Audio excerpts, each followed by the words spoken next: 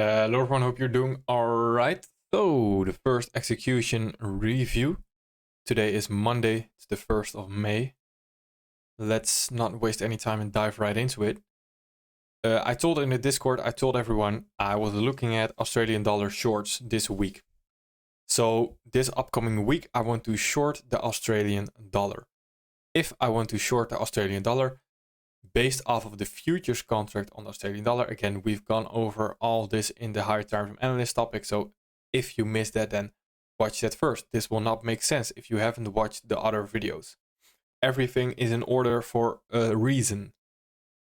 So the filtering process, we applied the filtering process. The dollar is consolidating. So I went on to the crosses. If I'm looking at the crosses and at the futures contract, the futures contracts of the currencies. First one is Australian dollar. Currently, order flow is bearish and it looks very clean, actually very clean bearish order flow. This breaker, this overlapping daily fair value gap, I'm expecting lower prices for the upcoming week on Australian dollar. That gives me my low resistance liquidity run coming into this week. Then I want to pair this weak currency with a strong currency. If I pair it with a relatively strong, the strong currency doesn't have to go up like this.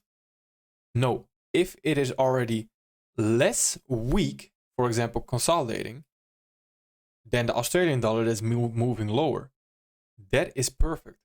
It has to be relatively stronger than the Australian dollar.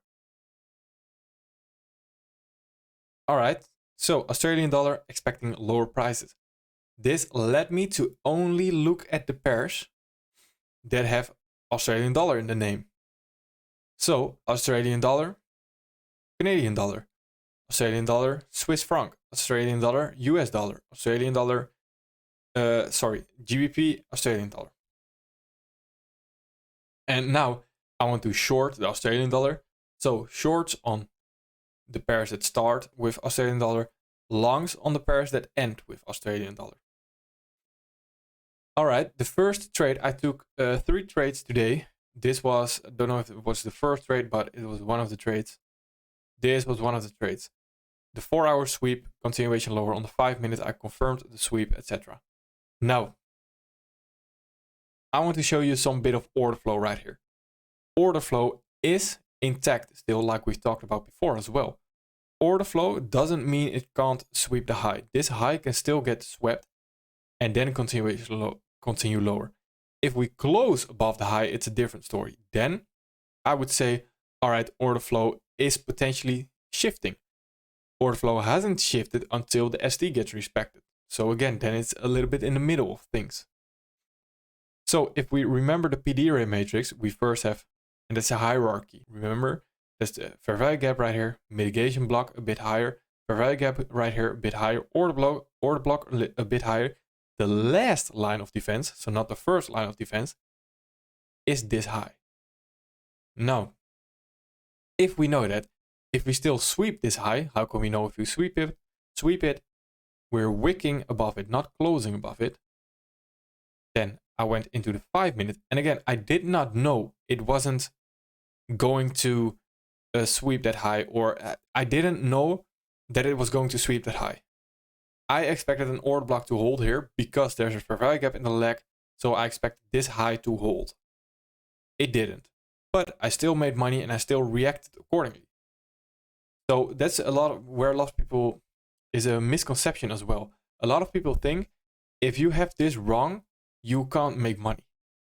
And that's just wrong. That's just plain simple flat out wrong. Because I had this wrong. I didn't have it wrong, but I didn't expect it. And I still reacted accordingly. And I still am potentially making money off of this trade because I am still in the trade. So I went into the 5-minute and we had this ST, this busy coming into the high, into the premium array, and the SIBI coming out, essentially moving away from the premium array. So we had this ST, then here we had a breaker. So this little consolidation, a breaker, and it was overlapping with this fair value gap. My entry was exactly this. And I shared my MT, my MetaTrader, in the Discord. So if you are interested, look at that. And I'm currently still in this trade. And I'm aiming for this low. I'm just leaving it run. I don't really care what happens to it. And I'm just leaving it run. This is an ST entry, by the way. This is not a re-entry. This is not an offset entry. This is an ST entry. Order flow wasn't confirmed bearish here yet. This is an ST entry.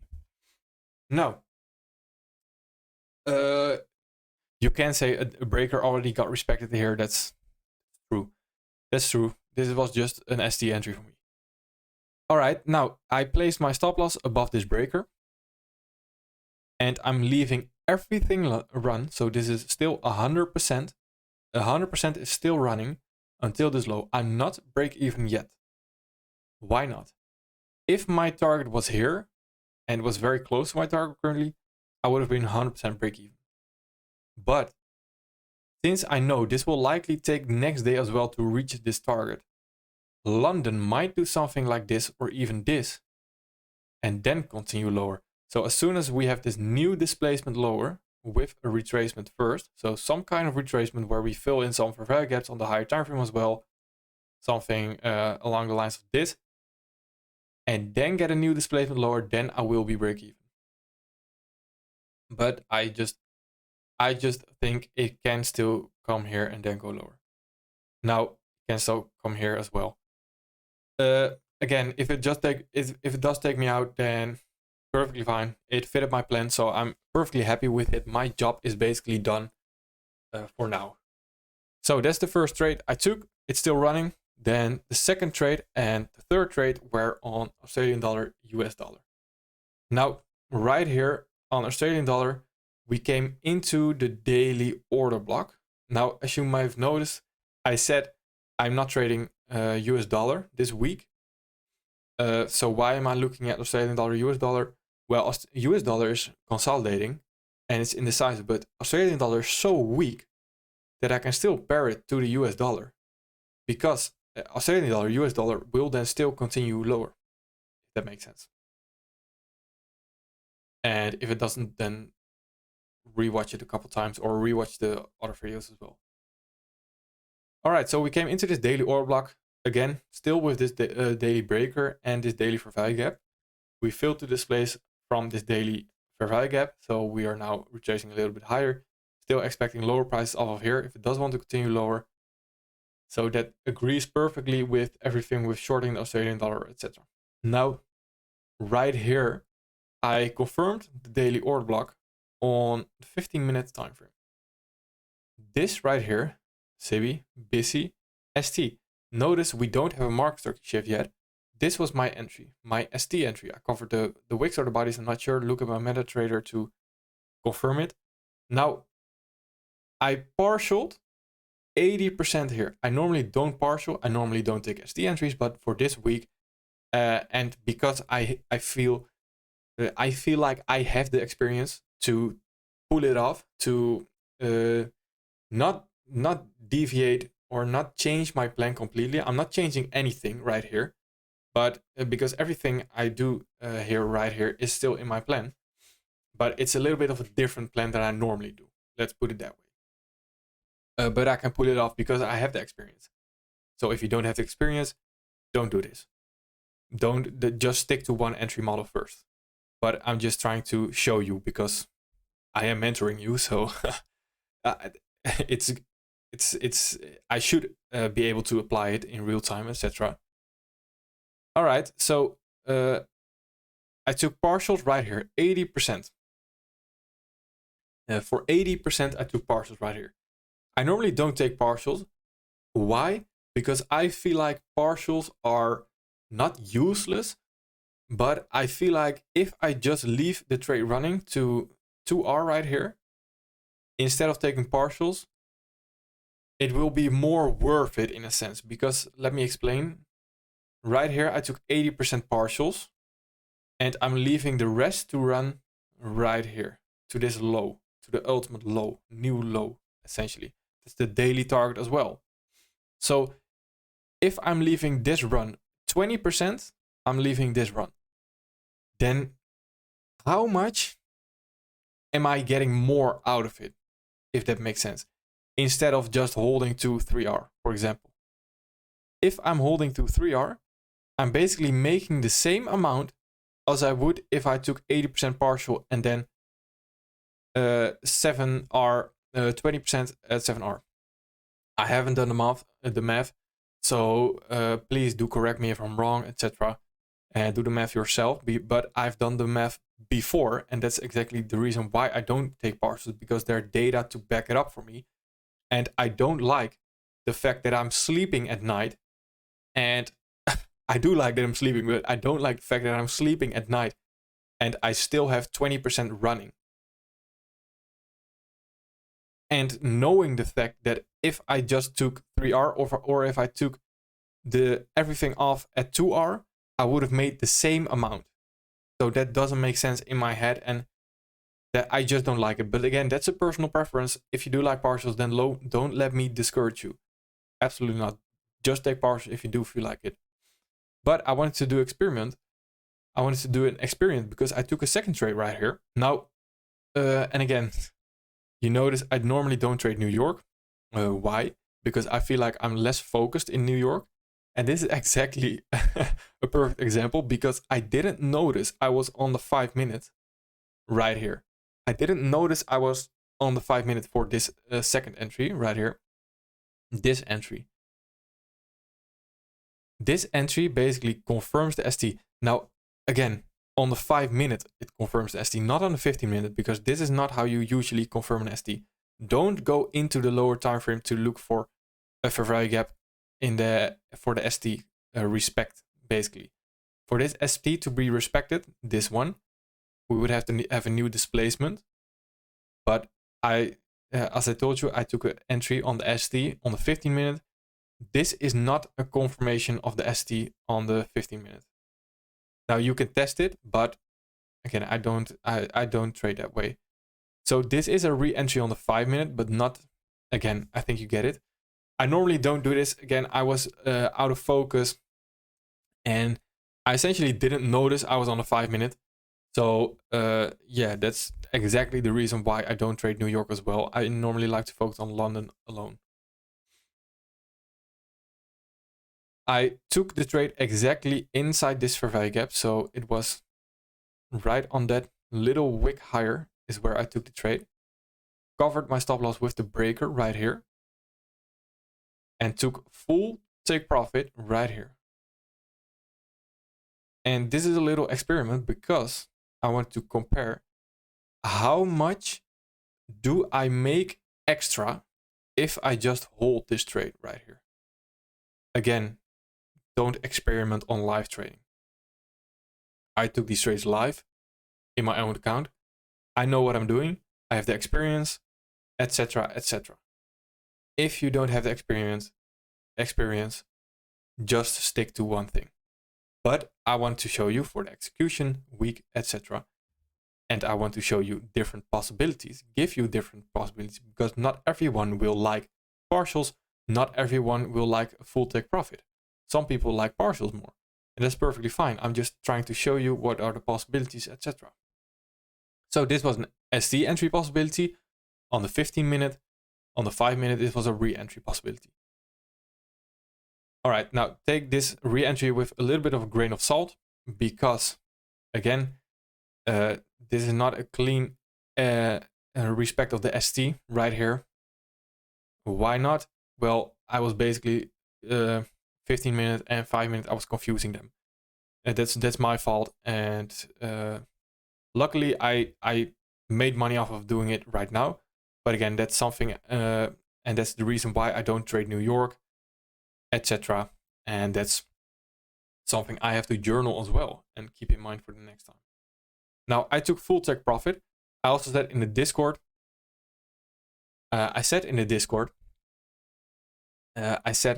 Mondays are for low targets. And if you watch other videos, you'll hear me say this a lot of times. Monday are for easy targets. Not low as in low all the way down here. Low as in easy targets. Mondays are for low, easy targets. Why? If you start your Monday right, and you just take some profits, you get your confidence a little bit up. You get your, you basically get a head start. If you're aiming for all the way down here without taking any partials on a Monday, it reverses when it's near your take profit right here to break even. You will get a hit on your emotions, on your psychology, etc. And that's not what you want, especially not on a Monday. If that happens on a Friday or a Thursday, fine. We have the whole weekend to recover. If that happens on a Monday, you're basically setting yourself up for failure. So again, don't aim for the moon on a Monday. Have low expectations, low risk, etc. All right, so these were the 2 trades. Then the rest of the week, I will be looking at these 4 pairs. These 4 pairs are a lot of pairs for some people. So if you don't have the experience like me, etc., not trying to brag or anything, but again, if you don't feel like you have the experience and you don't feel like you can just do that and be objective in that, and don't let your emotions of the money feeling control you, be objective in that decision, then only watch 1 pair. I can watch 4 pairs because I'm a bit more used to it, and that's completely fine. And 4 pairs is a lot of pairs to monitor in the week. And this is why I stick to, I like to stick to 1 pair essentially. And I like to stick to the pair that is the weakest currency essentially. Because if you are focusing on all these pairs throughout the week, you will likely only take losses because you're constantly focused and out of focus on a lot of pairs, etc. And 4 pairs is my maximum. Let's say it's my maximum for amount of pairs that I focus and monitor throughout the week. So GBP Australian dollar is what I monitor right now. I'm looking for longs. So some sort of retracement that we're currently seeing into fair value gap into this order block potentially, then aiming for these highs, equal highs to the left. Australian dollar, expecting lower price off of here. Australian dollar CHF, I'm still expecting a bit higher prices currently. Purely based off of this pair, off of the Australian dollar CHF. Now, this 4-hour fair value gap does look pretty good to me. But again, if Australian dollar wants to continue lower off of here, it will likely maybe even only come into this fair value gap and then continue lower. And then Australian dollar, Canadian dollar, like we said, I'm expecting lower prices, just lower prices, with next target potentially being this fair value gap. All right, so that's it for the trades I took. Now I wanted to show you another thing. I got sent something today. I got sent this right here. Let's actually grab the same pair as the one that made this picture. Again, I'm not trying to say we are better than the person who made this picture, the person who made this markup. I'm not trying to say we are better in any way or shape or form. Not trying to say we're better, not trying to hate on him, because I think that's very sad if you're hating on him, etc. I'm not trying to hate, not trying to discourage him or show any negativity towards him, not trying to compare ourselves. Well, in a little way compare ourselves, but not in a negative way, and not by putting him down essentially.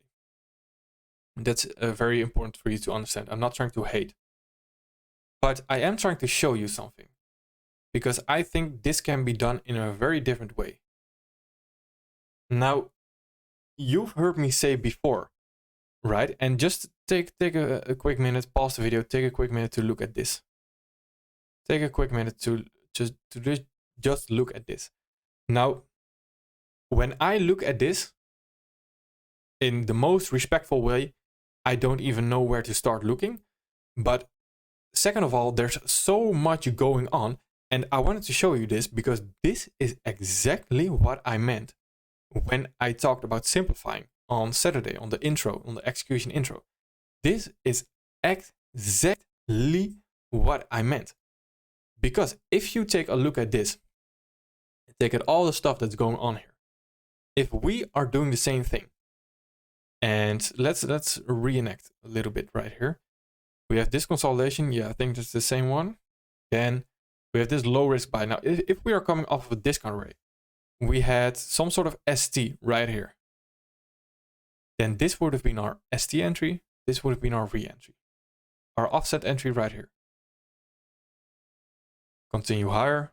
This could have been a re-entry, could have been a re-entry. Institutional order flow entry drill. Just a re for us. Just a simple re. And not a long fancy word, just a re-entry. Buy stops, the accumulation phase, the low risk buy, the consolidation, smart money reversal coming off of a premium array. Out of breath right now, sorry. Low risk sell, this breaker. We're moving away from the breaker. We have this distribution. We have this, what is it? First leg of distribution as well. Yeah, distribution. And then we get a move lower, the end walk high, the end walk low, the sell side liquidity sell stops, the don't forget the macro, breaker, FVG, optimal trade entry, second level of distribution, not the first one. And see how algorithmic this is? Again, not trying to hate, but this is, I'm trying to be nice and respectful, but this is completely unnecessary. Again, if you feel like everything is algorithmic, etc., that's completely fine. If you feel like it's random, that's completely fine. If you feel like it's supply and demand, that's completely fine. Whatever logic works for you, keep that logic and just stick to it. But everything here on the chart that's on the left right here, that's exactly what I'm trying to say. When people are doing too much, you're doing too much, essentially. If we take the same thing right here, let's just zoom in. ST, we're coming off a premium array, and this could have been very well the 5 minute, 15 minute, whatever. Coming off of a premium array. ST maybe gets confirmed here. Let's say it gets confirmed here, respected. This would have been an ST entry.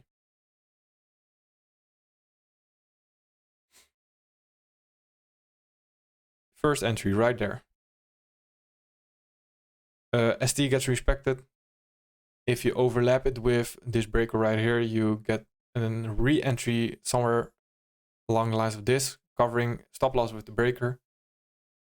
Covering breaker with stop loss, sorry. No displacement here, so there is no trade. That's for me. No displacement lower, so essentially this can be all ignored, right? Because there's no displacement, there's nothing to see, there's nothing interesting, so it doesn't really matter. Then we get this move up, and we get a displacement down. Now the move up and the liquidity sweep right here is not that interesting to us, right? It's just that we wanted to see a new displacement lower. That's all we needed to do. Whether it's swept this high or not doesn't really matter. We needed a new displacement lower. We get that new displacement lower. If we overlap it with the breaker again, that's our third entry, another re-entry.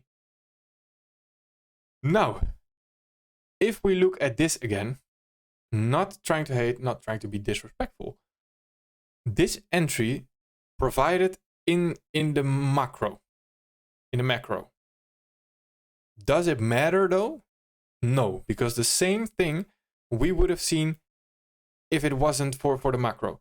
If we didn't know the macro was there, we would have gotten the exact same entry. If we didn't know the accumulation phase was here, we would have gotten the exact same ST entry. If we didn't know the low risk sell area was here, we would have gotten the exact same entry right here.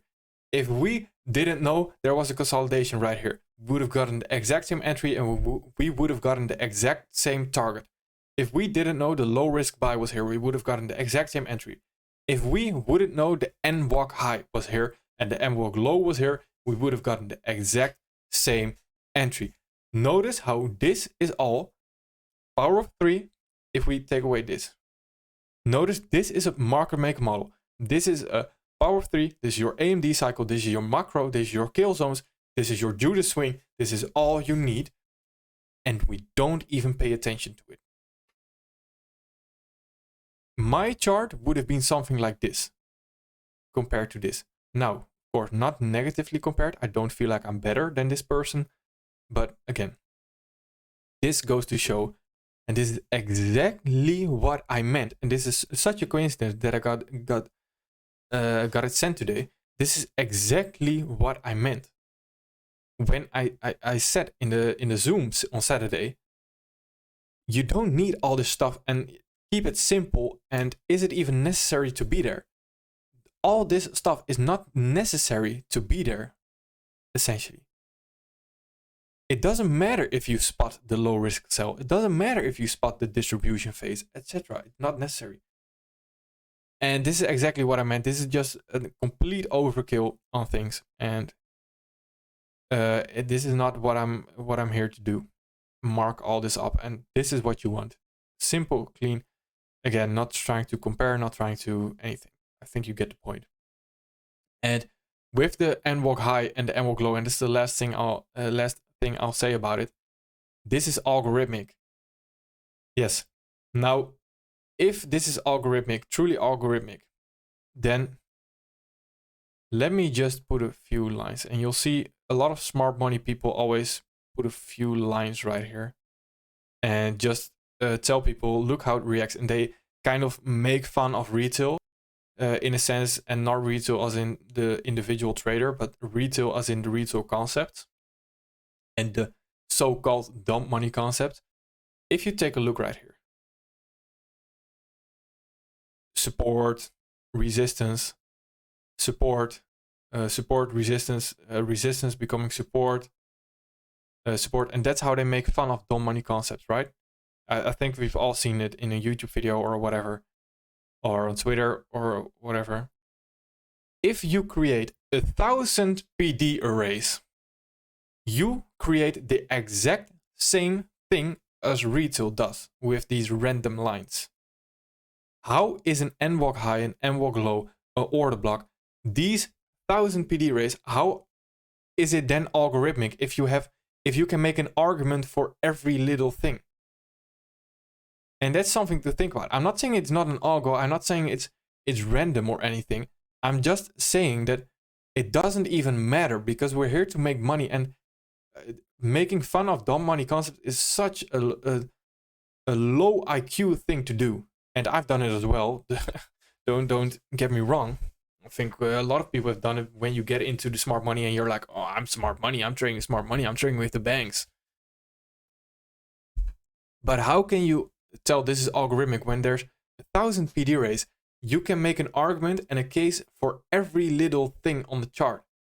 And this macro, it's cool and all. It's fun. But this macro, the entry would have shown up either way, whether it was in a macro or not. I didn't know this was in a macro, and I would have seen the exact same entry as him. I didn't know this was a smart money reversal, and I saw the exact same thing. And that's what I'm trying to tell you here. And I'm also trying to tell you, if you have 1,000 PD arrays on your chart, then isn't that the same logic as dump money concept uses? It's just in a fancy little jacket. So think about that. And again, not trying to say we are better or anything. I'm just trying to show you a different perspective that I think the Twitter and the trading community in general misses. So our chart would have been something like this, without any fancy stuff. All right, so that's the execution review for today. Tomorrow, obviously, we'll have another one. I'll update you on the trades. See if they do hit, take profit. If they do, take me out or anything. I'll update you. All right, thank you, and I'll see you at the next one.